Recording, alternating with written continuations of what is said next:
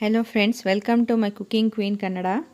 ನಾನಿವತ್ತು ಮಂಡಕ್ಕಿ ಒಗ್ಗರಣೆ ಹೇಗೆ ಸುಲಭವಾಗಿ ಟೇಸ್ಟಿಯಾಗಿ ಮನೆಯಲ್ಲಿ ಹೇಗೆ ಮಾಡೋದು ಅನ್ನೋದು ತೋರಿಸ್ತೀನಿ. ಬನ್ನಿ, ನಮಗೆ ಏನೇನು ಸಾಮಗ್ರಿಗಳು ಬೇಕೆನ್ನೋದು ನೋಡೋಣ.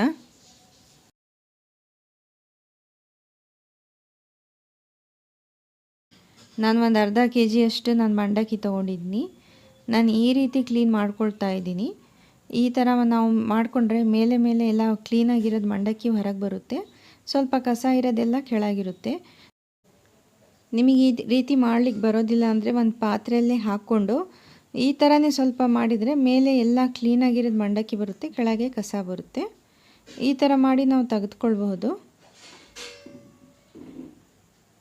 ನೋಡಿ, ಈ ಥರ ಸ್ವಲ್ಪ ಕೆಳಗಿರೋದು ಕಸ ಎಲ್ಲ ನಾನು ತೆಗೆದು ಕ್ಲೀನ್ ಮಾಡಿಕೊಂಡು ಒಗ್ಗರಣೆಯನ್ನು ಹಾಕ್ಕೊಳ್ತೀನಿ.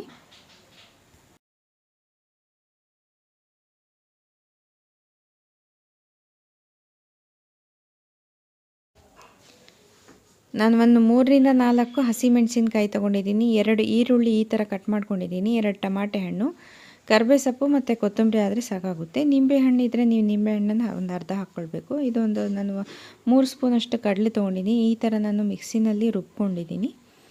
3ರಿಂದ 4 ಸ್ಪೂನ್ ಹಾಕ್ಕೊಂಡ್ರೆ ಸಾಕಾಗುತ್ತೆ. ನಾನು ಒಗ್ಗರಣೆ ಹಾಕಲಿಕ್ಕೆ ಪಾತ್ರೆ ಬಿಸಿ ಆದಮೇಲೆ ಒಂದು 2 ಸ್ಪೂನ್ ಎಣ್ಣೆ ಹಾಕ್ಕೊಂಡು ಸ್ವಲ್ಪ ಸಾಸಿವೆ ಮತ್ತು ಶೇಂಗಾ ಬೀಜವನ್ನು ಹಾಕ್ಕೊಳ್ತಾ ಇದ್ದೀನಿ. ಶೇಂಗಾ ಬೀಜ ಸ್ವಲ್ಪ ಆದಮೇಲೆ ನಾನು ಸ್ವಲ್ಪ ಕಡಲೆಬೇಳೆ ಹಾಕ್ಕೊಂಡು 1 ಸ್ಪೂನಷ್ಟು ನಾನು ಒಗ್ಗರಣೆನ ಹಾಕ್ಕೊಳ್ಬೇಕು. ನೋಡಿ, ಸ್ವಲ್ಪ ಕೆಂಪಗಾಗಿದೆ. ಕಡಲೆಬೇಳೆ 1 ಸ್ಪೂನ್ ಹಾಕ್ಕೊಂಡು ಉದ್ದಿನಬೇಳೆ 1 ಸ್ಪೂನ್ ಹಾಕ್ಕೊಳ್ತಾ ಇದ್ದೀನಿ. ನೋಡಿ, ಎಲ್ಲ ಚೆನ್ನಾಗಿ ಕೆಂಪಗಾಗಿದೆ. ಈಗ ಸ್ವಲ್ಪ ಜೀರಿಗೆ ಹಾಕ್ಕೊಂಡು ಈಗ ಹಸಿಮೆಣಸಿನ್ಕಾಯಿ ಮತ್ತು ಈರುಳ್ಳಿಯನ್ನು ಹಾಕ್ಕೊಂಡು ಸ್ವಲ್ಪ ಕೆಂಪಗಾಗುವವರೆಗೂ ನಾನು ಫ್ರೈ ಮಾಡಿಕೊಳ್ಬೇಕು.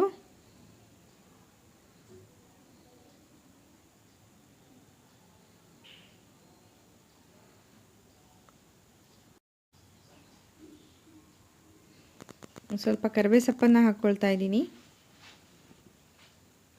ಬೇಗ ಮೆತ್ತಗಾಗಬೇಕು ಅಂದರೆ ನಾನು ಸ್ವಲ್ಪ ಉಪ್ಪನ್ನು ಹಾಕ್ಕೊಳ್ಬೇಕು. ಒಂದು ಅರ್ಧ ಸ್ಪೂನು ಅರಿಶಿನ ಹಾಕ್ಕೊಂಡು 1 ಸ್ಪೂನ್ ನಾನು ಉಪ್ಪನ್ನು ಹಾಕ್ಕೊಳ್ತಾ ಇದ್ದೀನಿ.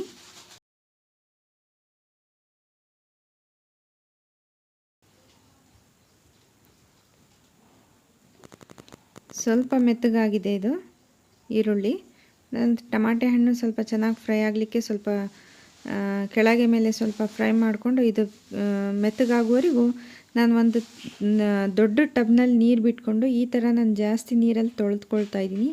ಯಾಕಂದರೆ ಇದರಲ್ಲಿ ಸ್ವಲ್ಪ ಮಣ್ಣು ಜಾಸ್ತಿ ಇರುತ್ತೆ. ನಾವು ಸ್ವಲ್ಪ ನೀರಲ್ಲಿ ತೊಳೆದ್ರೆ ಇದರಲ್ಲಿ ಕ್ಲೀನ್ ಆಗೋದಿಲ್ಲ. ನೋಡಿ, ಈ ಥರ ಎಲ್ಲ ಬೇಗ ತೊಳೆದು ಒಂದು ಜಾಳ್ಡಿಯಲ್ಲಿ ತೆಗೆದಿಟ್ಕೊಳ್ಬೇಕು ಈ ರೀತಿ. ನಿಮಗೆ ನನ್ನ ವಿಡಿಯೋ ಇಷ್ಟ ಬಂದರೆ ಪ್ಲೀಸ್ ಲೈಕ್ ಮಾಡಿ, ಶೇರ್ ಮಾಡಿ, ಕಾಮೆಂಟ್ ಮಾಡಿ. ನೋಡಿ, ಈ ಥರ ನಾನು ತೆಗೆದು ನೀರೆಲ್ಲ ಚೆನ್ನಾಗಿ ಕೆಳಗೆಲ್ಲ ಜಾಳಿಯಲ್ಲಿ ಹಾಕಿದರೆ ನೀರೆಲ್ಲ ಹೋಗುತ್ತೆ. ಈ ಥರ ಸ್ವಲ್ಪ ಮೆತ್ತಗೆ ನಾವು ನೀರೆಲ್ಲ ತೆಗೆದುಕೊಳ್ಬೇಕು ಒಂದು ಜಾಳಿಯಲ್ಲಿ.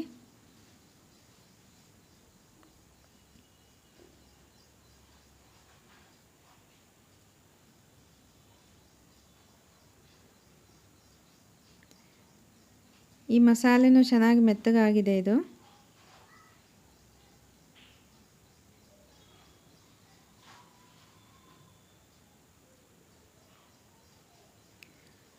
ಈ ತೊಳೆದಿರೋದು ಮಂಡಕ್ಕಿ ಎಲ್ಲ ಇದರಲ್ಲಿ ಹಾಕ್ಕೊಳ್ತೀನಿ.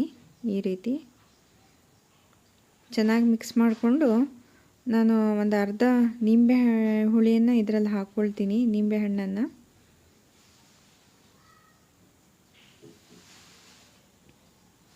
ಸ್ವಲ್ಪ ಉಪ್ಪು ಟೇಸ್ಟಿಗೆ ನಾನು ಮೊದಲೇ ಹಾಕಿರಲಿಲ್ಲ, ಸ್ವಲ್ಪ ಕಡಿಮೆನೇ ಹಾಕಿದ್ದೆ. ಈ ಟೇಸ್ಟ್ ನೋಡಿ ಸ್ವಲ್ಪ ಉಪ್ಪನ್ನು ಹಾಕ್ಕೊಳ್ತಾ ಇದ್ದೀನಿ.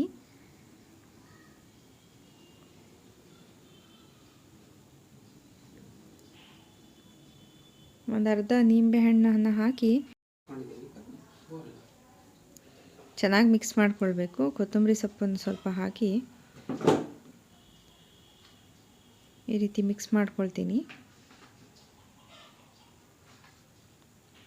ನಾನು ಕಡಲೆಯನ್ನು ಪೌಡ್ರ್ ಮಾಡ್ಕೊಂಡು ಇಟ್ಕೊಂಡಿದ್ನಲ್ಲ, ಇದನ್ನು ಅದರಲ್ಲಿ ಹಾಕ್ಕೊಂಡು ಸ್ವಲ್ಪ ಚೆನ್ನಾಗಿ ಮಿಕ್ಸ್ ಮಾಡ್ಕೊಳ್ಬೇಕು.